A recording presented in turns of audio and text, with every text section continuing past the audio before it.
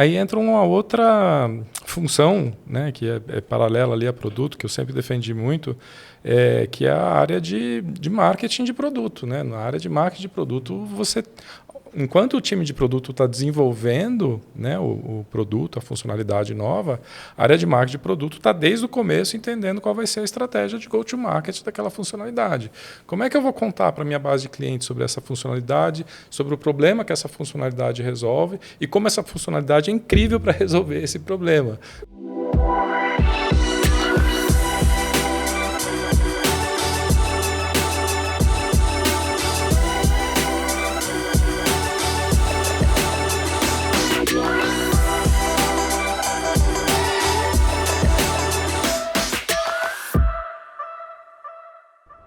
Olá, estamos começando mais um episódio do Mesa de Produto, um dos programas do PM3 Talks. E dessa vez a gente vai falar sobre SaaS B2B e as suas complexidades, que são diversas, né? São várias complexidades. E para a gente aprofundar nesse tema, a gente está aqui com um dos convidados, que é o Joaquim Torres, que já teve uma vasta experiência na área de produto, trabalhando em empresas como Gympass, Conta Azul, Lopes, vou ver se eu esqueci alguma, Local Web também, e hoje é consultor e instrutor na área de produto. Joca, muito bem-vindo, prazer ter você aqui. Prazer estar aqui, super legal. Pô. E como co-host temos o retorno do Rafael Farinazzo. Talvez você não conheça ele, diretor de produto na Único, trabalhando na Rede Station, SharePay, envolve todos os SaaS B2B também, né, Farina? Sim, um prazer estar aqui de novo. O pessoal achou que ia se livrar de mim e eu apareço, né? A gente já até perdeu a conta, né, de quantos episódios. Sim, de vez em quando eu apareço aqui. Boa. Eu sou o Marcel Almeida, CEO da PM3, a galera reclama comigo que às vezes eu esqueço de me apresentar, então perdão, caso você tenha visto o episódio e eu não me apresentei. E antes da gente começar esse episódio, eu queria agradecer um grupo de SaaS B2B de alunos e alunas da PM3. É um grupo fundado pela Letícia Ribeiro. Letícia, uma salva de palmas para você ter fundado esse grupo. E essa galera que está ali no grupo tem aprendido muito, trocado muita experiência em conjunto. Inclusive, se você é aluno ou aluno da PM3, você pode criar um grupo sobre um tema específico. Já teve gente que criou grupos sobre dados para a galera estudar mais. Já teve gente que criou um grupo para estudar sobre produtos internos, que é algo que falta até mesmo conteúdo. Então, se você faz parte dessa comunidade que é exclusiva para alunos, você pode criar o seu grupo e começar a puxar muita discussão e aprender cada vez mais. Então, inclusive, esse grupo mandou algumas perguntas que nós vamos fazer aqui hoje para o Joca e para o Farina. Então, acho que vocês vão gostar bastante, porque é um grupo que já está ali aprofundando muito no tema. E se você ainda não assina esse canal no YouTube, a gente faz muito conteúdo, dá bastante trabalho fazer esses conteúdos aqui no YouTube. Então, por favor, assina o canal e deixa um like, porque assim você avisa para o YouTube que você gosta desses conteúdos. E se você achar bom esse episódio, você também compartilha com mais pessoas para eles assistirem. Então, vamos começar. Agora, uma pergunta para abrir assim de uma vez. Trabalhar com produto em empresas SaaS B2B é tão diferente assim ou não? É uma boa pergunta. Tem diferenças e semelhanças, né? A depender principalmente do tamanho dos clientes da empresa B2B. Né? Quanto menor o tamanho do cliente, mais próximo fica do B2C ali. Quando os clientes começam a ficar um pouco maiores, ali tem umas diferenças consideráveis. Isso, começa ali para o Enterprise. E no Conta Azul era mais essa linha de microempresas, microempreendedor? Isso. Né? Então, tanto na Conta Azul como na Local Web ali era mais focado no cliente pequeno, né? No microempreendedor, na pequena empresa. Nosso ticket ali era de 50, 100 reais, 150 reais. Na Local Web a gente tinha alguns clientes corporativos, aí o ticket ia para R$1.000, R$2.500 reais por mês. Ainda é baixo, né? Perto de alguns enterprise. Ainda é baixo, E aí quando eu fui com o Gympass a gente acha que não é, mas tem um componente de SaaS B2B ali, que é a venda para a empresa, né, que tem uma cobrança recorrente mensal, e ali era B2B Enterprise mesmo, assim, grande, né? Era empresa de 1.000 funcionários, preferencialmente acima de 5.000 funcionários. Então, era empresão grande mesmo. E aí tem umas complexidades bem da hora. Você concorda aí, Farinha? Com certeza. Eu passei pelos dois contextos. Passei pela RD, também era ticket, era um pouco mais, acho que era 300, 400 reais ali o ticket de entrada na época. E passei pela Involves, por exemplo, que atendia L'Oréal, Unilever, atendia empresas gigantes. O tickets também de 5 dígitos, às vezes até 6 dígitos por mês, né? Então, naturalmente, o cliente ele passa a ter uma voz dentro da sua empresa muito diferente de um B2B small business, né? Que que acaba... Não que você não se importe com o cliente, óbvio que você sempre vai se importar com o cliente, mas um cliente sozinho acaba não tendo tanta voz quanto num cenário de enterprise. Né? Eu quero até já entrar nesse ponto aí, que é o roadmap desses produtos B2B SaaS. De enterprise, principalmente, né? Porque você tem um cliente ali que tem 5, 6 dígitos de impacto ali mensal. Bala na agulha, né? Ele tem alguma voz no seu roadmap, eu imagino. Como conciliar isso na hora de priorizar as coisas se tem um cliente que está pedindo uma coisa muito específica? Como que faz essa gestão ali de priorização e roadmap? Então, para esse caso, assim, o que eu aprendi ao longo do tempo... assim, não tem muito como fugir. Seu produto vai ter exceção. Essa é a verdade. Pronto, não tem como. Agora, como é que você consegue trabalhar com um negócio desses num ambiente de produto? É o que eu costumo chamar de você produtiza a exceção. Ou seja, já que vai ter exceção, considera isso como parte do planejamento do seu produto. Né? Como é que você faz isso? Tem algumas maneiras que você pode fazer isso. Você pode fazer isso pela modularização, né? Você modulariza o teu produto. SAP é bastante conhecido. Né? Tem o módulo financeiro, o módulo fiscal, o módulo contábil, o módulo de RH e assim por diante.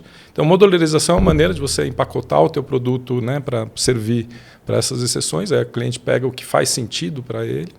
Aí uma outra maneira bastante comum de você fazer isso através de configurações avançadas, né? Você permite configurar pra caramba o teu produto ao ponto de você criar uma linguagem de programação para o seu produto. Né? De novo, SAP com a ABAP ali é um ótimo exemplo. Né? E você acaba até criando um mercado aí de pessoas que programam, né, nessa linguagem de programação.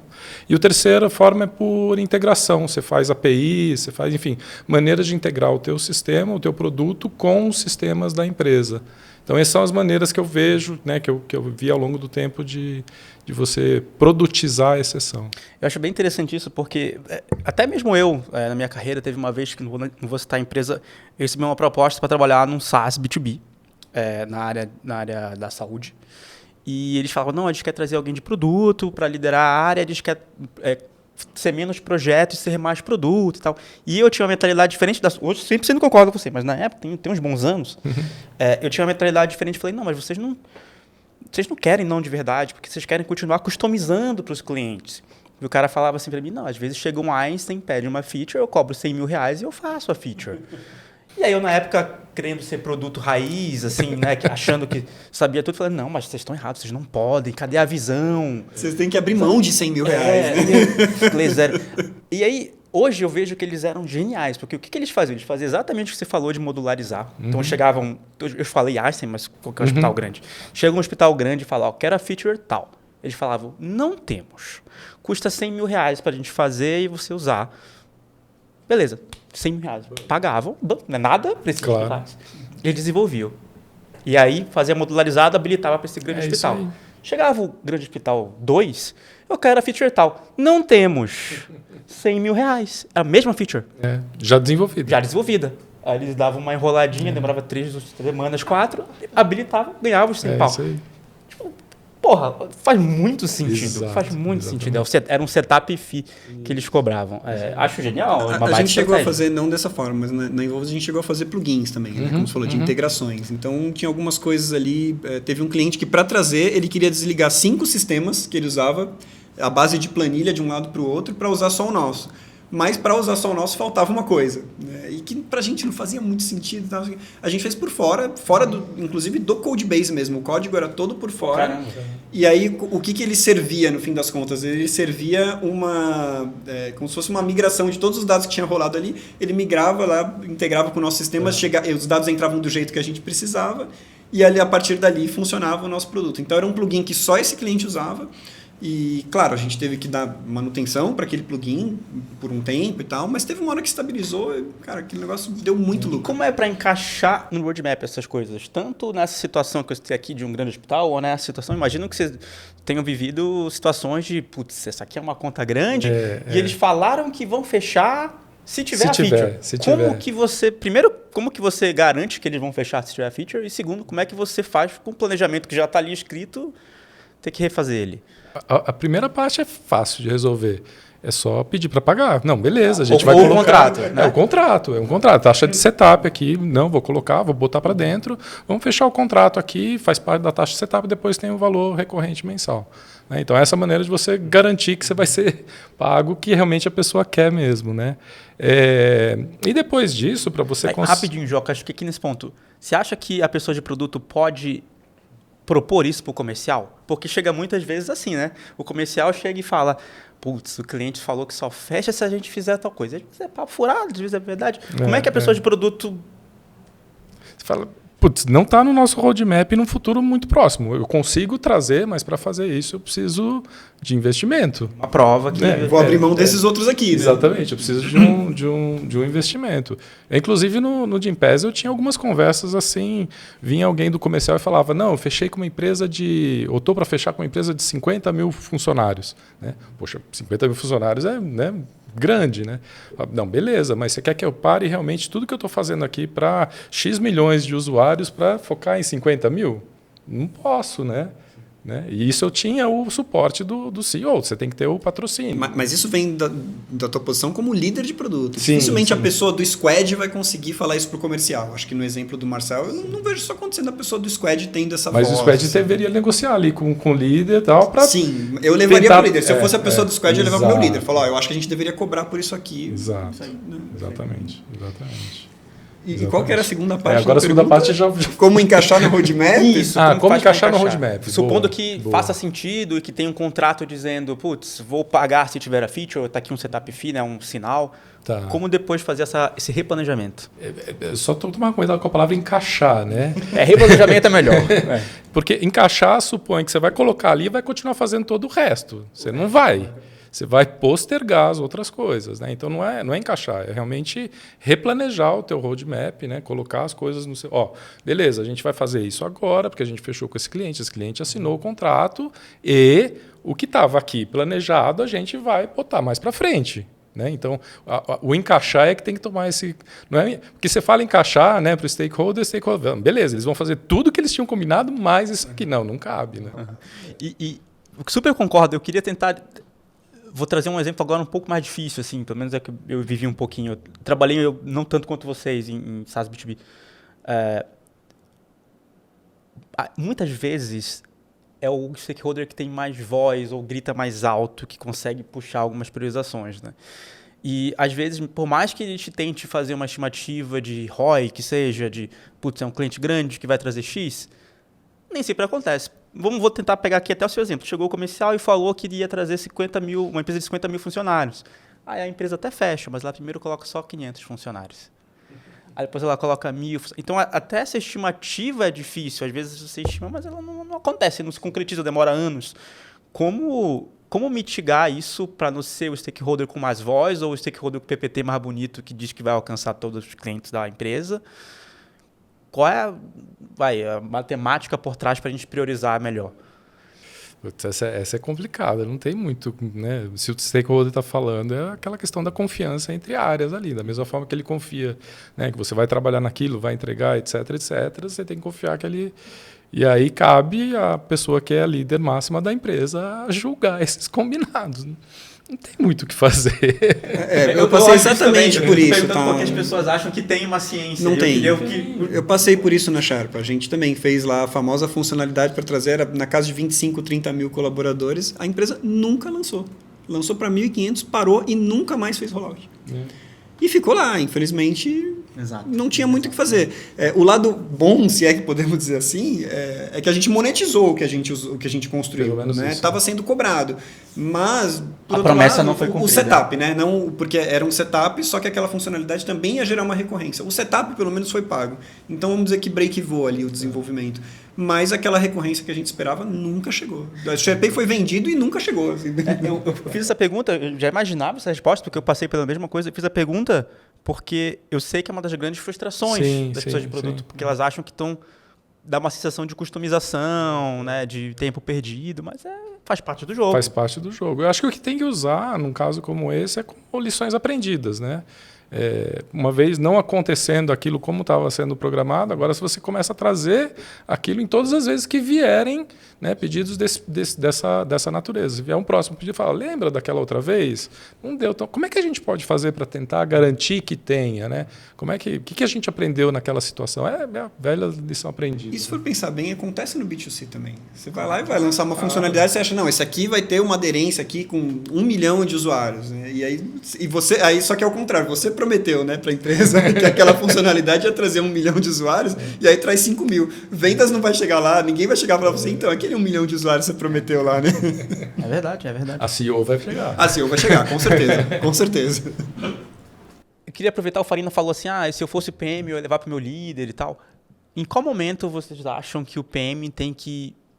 acho que eu tenho que escalar porque eu não consigo tomar essa decisão sozinha. Quando é que o PM faz isso?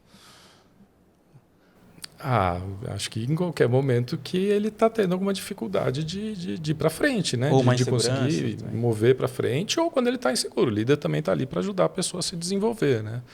Faz parte do papel da liderança ajudar a pessoa a se desenvolver. Então, se a pessoa está com alguma insegurança, eu não estou conseguindo conversar direito com a outra área, não estou conseguindo colocar os meus pontos de forma clara, né, para outra área, para ela entender, né, as complexidades aqui envolvidas, chama a pessoa líder para ajudar. Ou literalmente, como você falou, um problema de relacionamento mesmo. Né? Você não está conseguindo conversar com a pessoa de vendas que está trazendo aquilo para você. Pô, às vezes tem que escalar.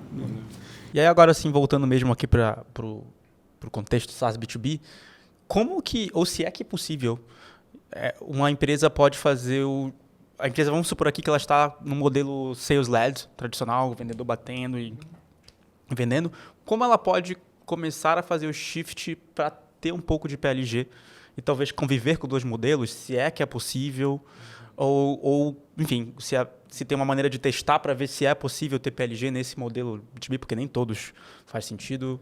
Mas talvez vocês tenham passado por não, eu iria mais pela segunda parte. Né? Assim, muitas vezes, por exemplo, você está fazendo um software enterprise ali, o teu cliente é enterprise e o teu cliente não vai comprar pelo site, dificilmente.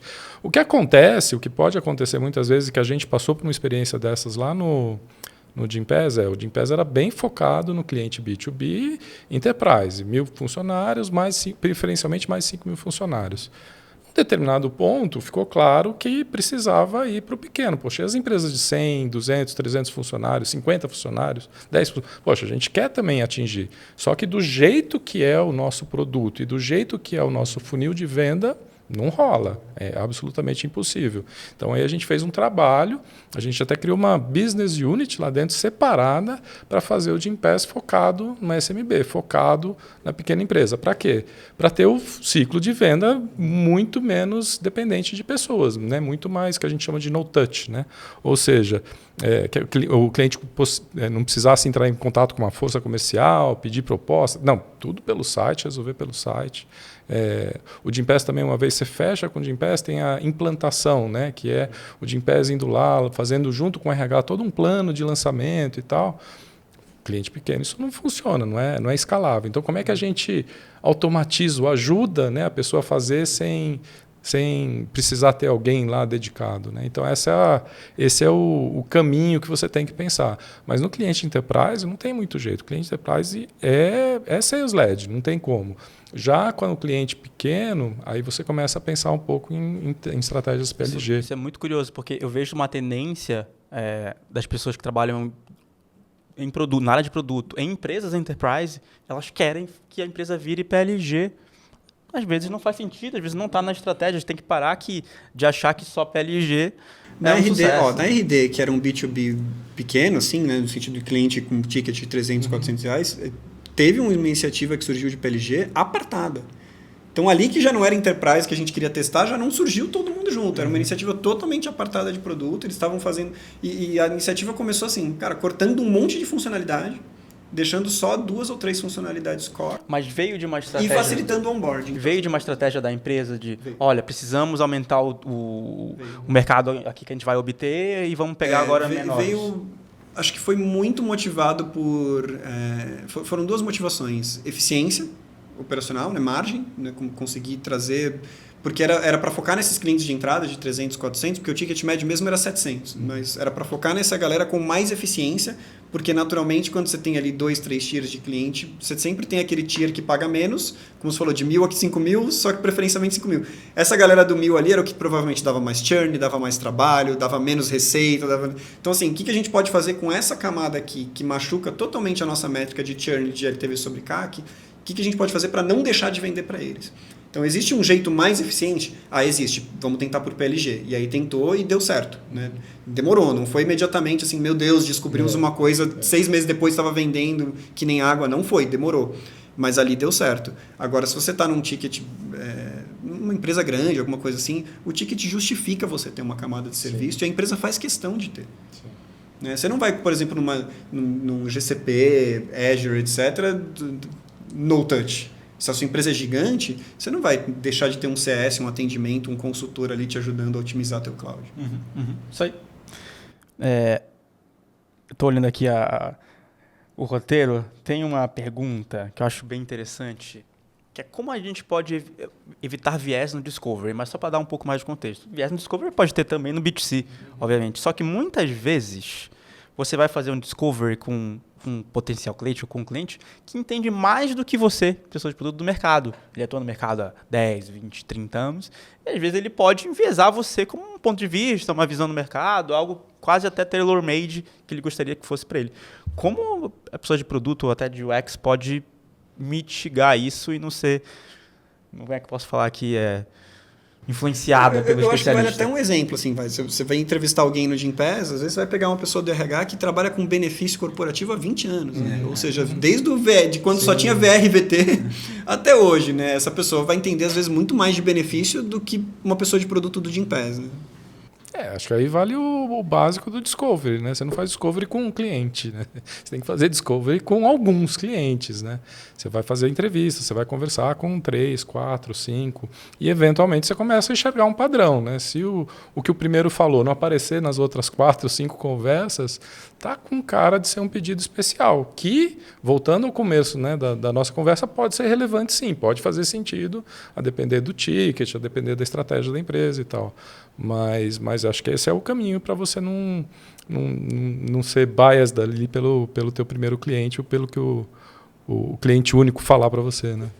E nessa mesma linha, agora, acho que se a gente for pegar esse caso, vamos supor que esse caso dessa pessoa que é algo mais tailor-made, mas pelo ticket compensa, pelo tamanho da empresa compensa, como que... Vamos supor que o produto vai lá e desenvolve as ferramentas ou a feature que precisa ser feita. Só que muitas vezes, para a empresa adotar a feature, tem um passo a mais, né? Porque ela precisa mudar processos internos, ela precisa talvez mudar até a cultura interna para as pessoas adotarem uma funcionalidade. Acho que no GPS talvez seja um pouco mais fácil, não tenho tanto detalhe, mas muitas vezes tem uma dificuldade nesse sentido. Como que a área de produto pode apoiar, talvez a área de CS, né, a área de... Enfim, apoiar as empresas a aderirem mais rapidamente a esses produtos que eles acabaram desenvolvendo. Porque uma coisa é a pessoa que pediu falar, beleza, vamos adotar. Outra é acontecer de fato lá internamente. A empresa às vezes tem 5.000 funcionários. E aí, como é que faz? E não só, né? Você fez para uma empresa na expectativa de que pelo menos outras 10 ou 15 utilizam. Então, essa primeira que falou que ia adotar, ela pode até adotar, mas o ciclo de adoção é quase um ciclo de venda. Sim. É uma nova venda que você faz. Até que ponto o produto tem que se envolver ou ajudar, apoiar nisso? Então, aí entra uma outra função, né, que é paralela ali a produto, que eu sempre defendi muito, que é a área de marketing de produto. Né? Na área de marketing de produto, enquanto o time de produto está desenvolvendo, né, o produto, a funcionalidade nova, a área de marketing de produto está desde o começo entendendo qual vai ser a estratégia de go-to-market daquela funcionalidade. Como é que eu vou contar para a minha base de clientes sobre essa funcionalidade, sobre o problema que essa funcionalidade resolve e como essa funcionalidade é incrível para resolver esse problema. Né? Então faz muito do papel ali do product marketing que tem que andar junto ali. Às vezes ela já pode até ir criando uma base de lista de A espera. gente aquecia a demanda muito na RD, aquecia a demanda. Então, assim, vai lançar, sei lá, teste AB de assunto de e-mail. Começava a colocar no blog da RD conteúdo sobre isso, um monte de coisa. Então, quando você fazia o lançamento, no e-mail de lançamento, você já vinha com 3 ou 4 conteúdos ensinando a usar aquilo lá. Então, a demanda estava super aquecida. Você via assim, a empresa falando sobre aquilo 2 semaninhas antes de lançar. Assim, muito conteúdo sobre aquilo, aí chega lá e lança, entendeu? Então você vai aquecendo a demanda. Agora, no caso da RD, era simples, porque era uma empresa pequena. Bastava, sei lá, a pessoa que era dona do negócio ou dona da agência virar e falar, agora a gente vai fazer teste AB. No caso de uma empresa grande é muito mais difícil. É engraçado vocês estarem falando isso, porque foi exatamente o que a Martina falou no segundo episódio dessa temporada. Falou, o marketing tem que estar desde o começo. Desde o começo. Tem que estar pegando, aquecendo a base, enfim.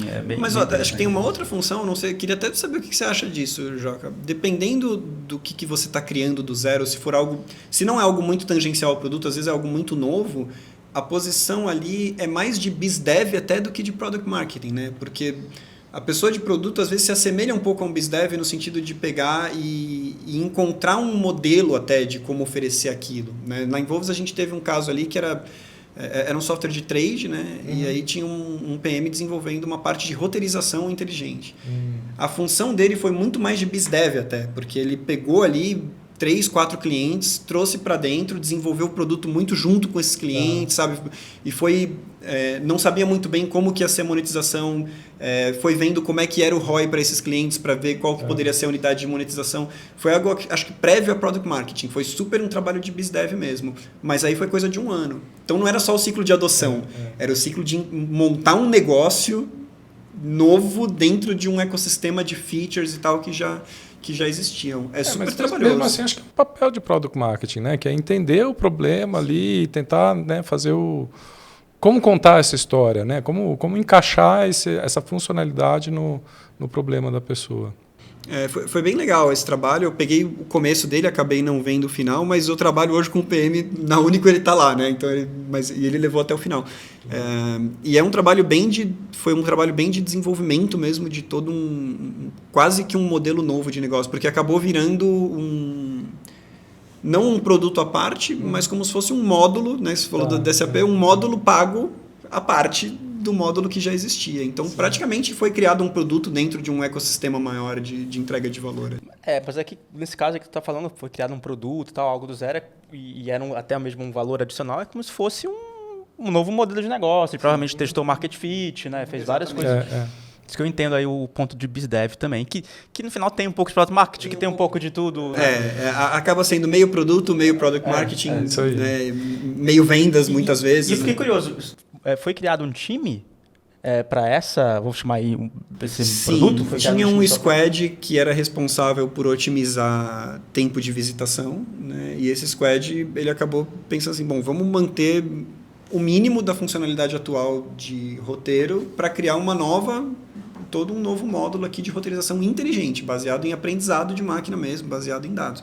Mas eles ainda tinham que dar manutenção, só que eles pararam de fazer inovação incremental ao que já existia. Né? Ali falou, não, aqui a gente não vai inovar, a gente só vai manter de pé. Só que esse negócio novo aqui que a gente vai criar não vai ser em cima disso, vai ser do zero. Né? E foi super bacana. E já falando até de time, eu queria trazer para vocês se deveria, ou se é que existe um modelo padronizado, ou quase padronizado, de times SaaS B2B, a forma de estruturar os times. Ela tende a ser igual, ou muda de empresa para empresa, tem algum padrão? Você diz estrutura por produto? Por produto, por jornada, por ator. Acho que tem a mesma flexibilidade no final das contas, né? Eu gosto muito, sempre tenho usado muito a estrutura por ator, né? Ou seja, onde o foco é o ator que você está querendo atender, né? E o produto acaba virando um veículo para você atender aquele ator. De repente, você pode fazer, como nesse caso, um produto novo, uma funcionalidade nova, né? Então, eu gosto muito desse modelo. Tanto que no Gympass a gente tinha, né, o time focado no RH das empresas, um time focado nas academias e outro time no usuário final, enfim, no funcionário ali, né? E ele tinha liberdade para criar, assim, não tinha um produto só, ele podia criar outros produtos independentes. Eram vários squads, né? Não era um time no sentido de um squad, eram vários squads no time de RH, por exemplo, no time de academia. Então, eram 3 tribos, era o RH, o profissional e a academia. RH, academia e o colaborador. Colaborador, funcionário, enfim. Legal. Depois passou a não ser só academia, né? Tinha coisa para personal trainer também, né? Entraram outros atores. Ficou dentro do ator academia ou separou? Assim? Quando a gente começou a fazer o apps, né? Que a gente começou a fazer o marketplace de apps, ele começou à parte, começou até como uma business unit, separado do principal. porque como era algo que a gente estava explorando, algo diferente, né, do que a gente estava acostumado, o nosso medo de deixar muito próximo é o dia a dia comer, né? O dia a dia tomar conta e não dar espaço para fazer a experimentação. Então a gente acabou tirando como uma business unit separada, é um time pequenininho, né? Desenvolvedor, designer, product manager e só, para experimentar essa nova linha de negócio. Depois que cresceu, aí a gente tombou para dentro. Para dentro de academias ou, sei lá, de prestadores. Exatamente, deve ter mudado o nome, aí cresceu, porque aí já não era academia só, né? Legal. Eu tenho uma pergunta que é sobre como manter os clientes B2B engajados no sentido, não necessariamente de adoção, de usar o produto e tal, mas engajados no sentido... Deixa eu talvez refazer a frase. Como eu consigo fazer discovery com alguns clientes B2B, seja enterprise, seja micro clientes, porque eu vejo, conversando com muitas pessoas de produto desse modelo de negócio, que elas têm dificuldade de conversar com o cliente, de marcar um call, de fazer um discovery. Como eu engajo eles? Da mesma forma que você acaba tendo um engajamento com o time de suporte, com o time de vendas, né? Quando você vai vender, você tem um engajamento lá com o teu cliente. Depois que vendeu, ele vai conversar com o teu suporte. Da mesma forma que você tem um engajamento ali, você consegue fazer um engajamento com o teu cliente para você conseguir falar. Agora, o que é interessante, esse é um cuidado importante para ter, tentar ir conversar com o cliente de maneira independente do time de vendas e independente de qualquer contato de suporte. Você está ali para entender os problemas dele, você não está ali nem para dar suporte, nem para vender alguma coisa. Então, se você conseguir, faça isso de forma independente. O Product Marketing, inclusive, pode ajudar muito nisso. Com certeza, com certeza. Vocês já fizeram ou enxergam a oportunidade de não só conversar e entender dor, como também talvez mostrar protótipo, pegar feedback de MVP? Sim, mostrar protótipo. Uma coisa muito bacana é assistir ele usando. Você já tem o produto, assistir ele utilizando o teu produto. Eu costumo dizer que esse é um momento maravilhoso para discovery, né? Os 10 minutos antes e os 10 minutos depois. Assiste ele utilizando o teu produto, assiste o que ele faz 10 minutos antes e o que ele faz 10 minutos depois. Eventualmente tem alguma coisa que você pode incorporar para dentro do seu produto, né? Bem legal. Eu gosto até do shadowing, né, que é a sombra da pessoa de vendas. Isso. Eu gosto dessa técnica, mas concordo com o Joca. Não substitui o bom e velho olhar no olho do cliente sem ninguém de vendas na sala, sem ninguém na sala. Um outro risco que eu acho que vale falar para a galera assim, evitar, né, que eu já vi muito comum em enterprise, né, você falar sempre com os mesmos clientes. Porque aí você pega lá, por exemplo, no meu caso hoje eu atendo RH também, meu produto é focado em RH. Aí tem aqueles 7 ou 8 clientes que o RH é super engajado e quer falar com a gente. Então assim, vou fazer um discovery, vou falar com aquele lá. Porque ele sempre atende, ele sempre tem horário para marcar para a gente. E no fim das contas você começa a enviesar o produto para aquele cliente ou para aqueles 5, 6 clientes. Né? Então quando eu cheguei até, acabei com o nosso programa de beta. Porque o programa de beta era isso, era um conjunto de 6, 7 clientes que adorava falar com a gente. Só que aí virou uma abordagem meio preguiçosa assim, de recrutamento. Né? Tudo a gente começava no programa de beta. E aí começou a ficar muito enviesado. Né? Eu falei, não galera, vamos... Eu não matei, né? Eu falei, vamos pausar o programa de beta, mas ele está pausado até hoje.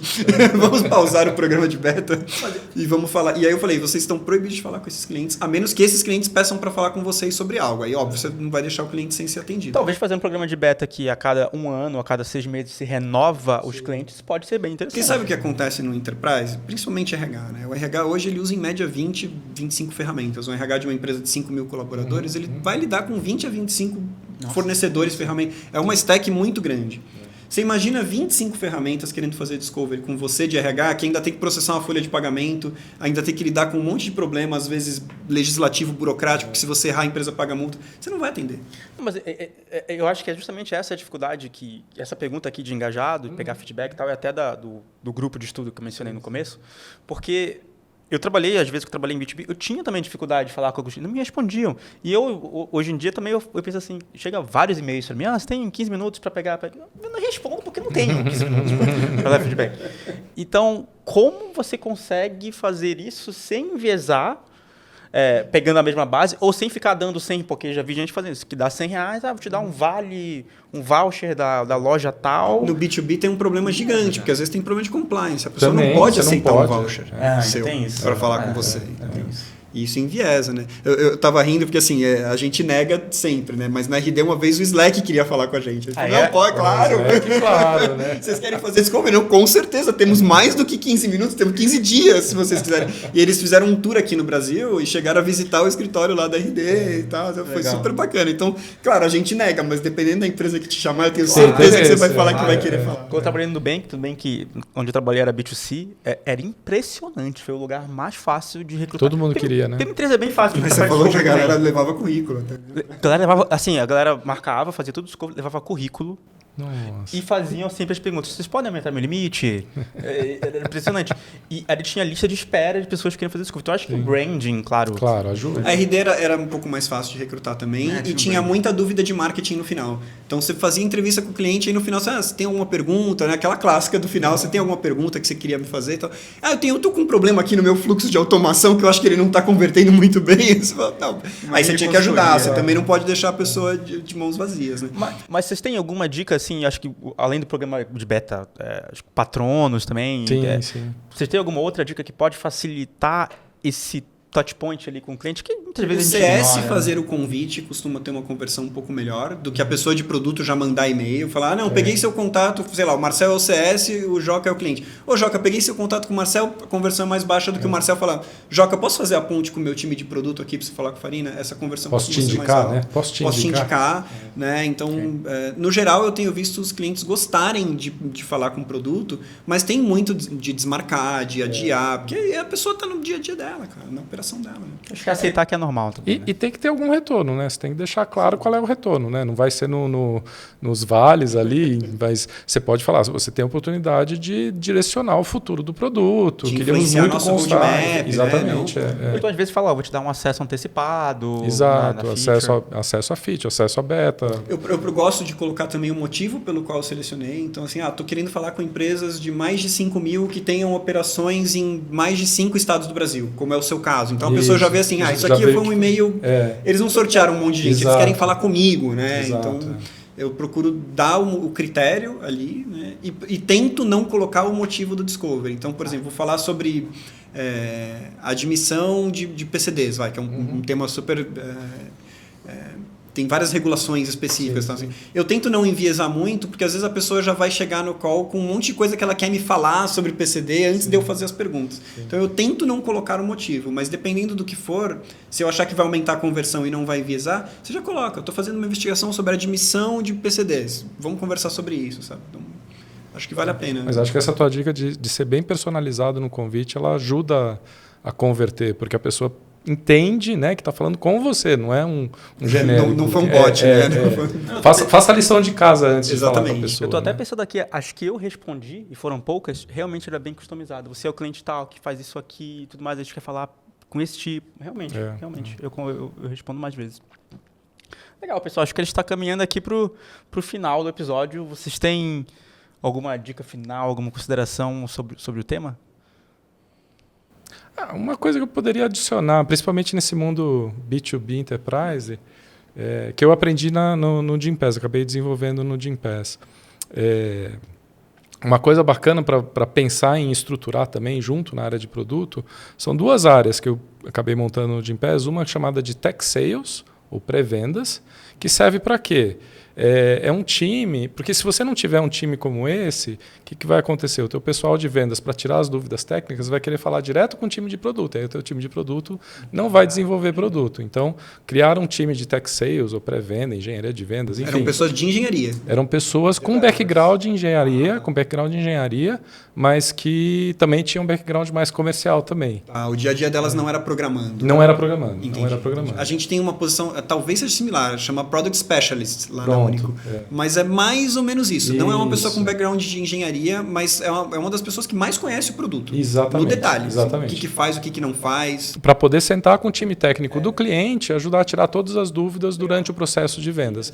Porque isso livra o teu time de produto para produtizar a exceção. E uma vez que você tiver produtizado a exceção, tiver já com a coisa bem estruturada, um segundo time que pode fazer sentido criar é um time de Professional Services. O que é um time de Professional Services? É um time que não é de produto, ele trabalha projeto, com começo, meio e fim. O cliente fechou com você e agora precisa fazer a integração, precisa fazer a customização. Talvez ele não tenha capacidade de fazer essa customização, você joga como um projeto dentro do time de Professional Service e não para dentro do teu time de produto. Então, por exemplo, você expôs APIs, agora precisa fazer toda a integração da API. Não vai fazer isso no time de produto, isso é um projeto. Então, você coloca no teu time de Professional Service. Então, você meio que criou uma lane para pegar projetos que às vezes são até Exatamente. financiados. A gente tinha isso na Involves e em outros lugares por onde eu passei, mas na Involves era super característico, porque mesmo quando a gente terceirizava o desenvolvimento, o time de Professional Services fazia a gestão de projeto e do fornecedor para quem a gente terceirizou. Então, não necessariamente roda dentro da empresa não necessariamente o código. dentro de casa, exatamente. Né? Mas você tem exatamente. alguém dentro da empresa para evitar que o cliente tenha aquele desconforto de assim, chega na tua empresa e fala, não, mas isso é problema da empresa estar integrando. Chega lá e fala, não, mas isso é problema da API deles. Exato. E o cliente não está afim de fazer esse tipo de gestão. Exato. Então, você tendo alguém dentro da sua empresa é uma baita sacada, super bacana.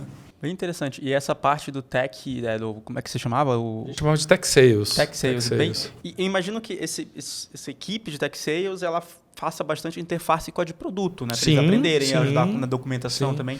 Faz muita interface com o produto, porque ele absorve todo o conhecimento de produto, cria documentação, essa coisa toda, e ao mesmo tempo ele traz coisas que ele está ouvindo. Obviamente que produtos não toma a palavra como única, né? Vai lá e tem que conversar, mas é uma ótima fonte de input de necessidades de desenvolvimento. Vocês tinham bastante piloto lá, ou em alguma outra dessas SaaS? Esse é um outro... Porque piloto também é uma coisa que às vezes cai para produto, às vezes vai para time de onboarding, às vezes faz piloto, né? Como é que então, vocês essa é uma técnica.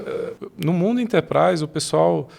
não sei se era nessa linha que você estava falando, Farina, mas no mundo enterprise... o pessoal fala, não, mas a Enterprise não aceita beta, não aceita essas coisas, né? Você vai lançar um MVP? Como que você vai lançar um MVP no mundo Enterprise, né? Então, para tranquilizar um pouco esse ciclo, eu usava aquela nomenclatura bem clássica do Alpha, Beta e Go Live, né? O que é o Alpha? O Alpha a gente vai lançar para um punhado de clientes, 2, 3, 4. Por quê? Porque eu tenho certeza que vai quebrar. Eu tenho certeza que vai dar pau. Então, tem que ser cliente que a gente tenha um excelente relacionamento. Do alfa, eu vou para o beta. Beta aí é dezenas ou centenas de clientes, a depender do tamanho da tua base, que é o quê? Provavelmente não vai mais dar pau, mas tem muita coisa para ser melhorada na experiência do produto.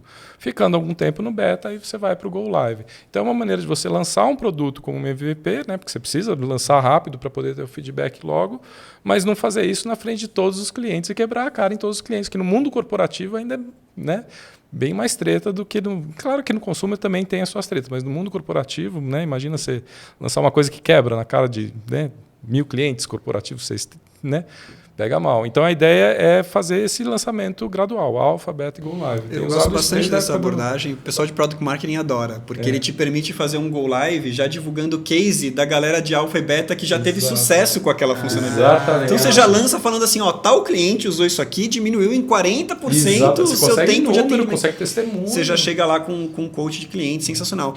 A gente tinha piloto, mas o que eu digo de piloto às vezes é uma empresa que não é cliente ainda, fala assim, não, antes de comprar de vocês eu quero fazer um piloto. Não sei se no Gympass tinha muito esse cenário, ou na Local Web. No... Trial. A gente até quase um trial, praticamente. É um trial corporativo, né? Até tinha no Gympass, mas a gente usava... Isso era contratual, assim, não era nem questão de produto, era contratual. Não entrava em produto. Tinha 2, 3 meses ali free e depois aí começava a cobrar, mas no contrato já estava contrato de 1 ano, não tinha... Entendi. Não, eu passei por situação de ter piloto e era um momento legal de envolver produto. Tá? Então a gente sempre pedia assim, não, quando tiver piloto, para ter pelo menos uma pessoa de produto perto, porque ali surgem uns feedbacks muito ricos. Né, do cliente ainda usando, tentando entender como é que funciona o teu software e tudo mais. E a gente gostava sempre de ter alguém de produto por perto. Mas também não era uma área assim, responsável por fazer pilotos. Era só assim, um momento em que o cliente estava fazendo um trial. Às vezes era até pago esse piloto, mas nesse trial a gente queria ver um pouco mais de perto a operação.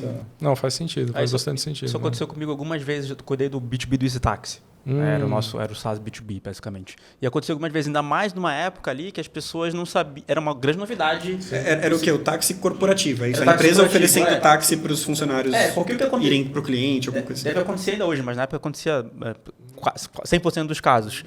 Tinha muita fraude de reembolso. a pessoa pegava uma corrida de táxi para uma reunião, R$30. Ele falava, taxista, coloca aqui no recibo que foi R$100, que eu vou pegar o reembolso, eu te dou até 50 aqui. O cara ganhava R$50. Então, com o software, a gente conseguia controlar se a corrida custou aquilo mesmo, a distância, para onde foi, né? Traqueava tudo e o preço certinho. E aí, como era uma mudança de paradigma das empresas, muitas falavam que queriam um piloto. Deixa eu testar, deixa eu colocar só 20 pessoas, só 10, só para eu ver como é. E aí, eu era o PM e eu realmente ficava próximo, acompanhava o call que o CS fazia para ver os feedbacks. Era riquíssimo, era riquíssimo.